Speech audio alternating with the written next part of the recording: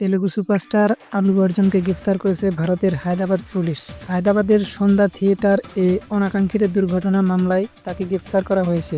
গত 4 ডিসেম্বর হায়দ্রাবাদের সন্ধ্যা theatre Pushpa 2 the রুন সিনেমা প্রিমিয়ারে পদদলিত হয়ে এক নারী ভক্তের মৃত্যু ঘটে। এতে এই নারীর পরিবার থানায় মামলা করেন। সে মামলার তদন্তে নেমেই পুলিশ গ্রেফতার করেছেন অভিনেতাকে।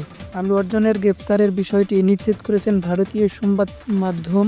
শুক্রবার দুপুরে অভিনেতাকে গ্রেফতার করা হয়।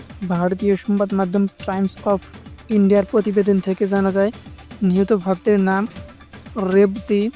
ঘটনার ওই দিন রেবতীর সঙ্গে ছিল তার 8 বছর বয়সী ছেলে শ্রীতেশ। ঘটনাস্থলে শ্রীতেশ গুরুর আহত হলে দ্রুত তাকে হসপিটালে ভর্তি করানো হয়। বর্তমান হাসপাতালে চিকিৎসাধীন রয়েছে 8 বছর বয়সী সে শিশু।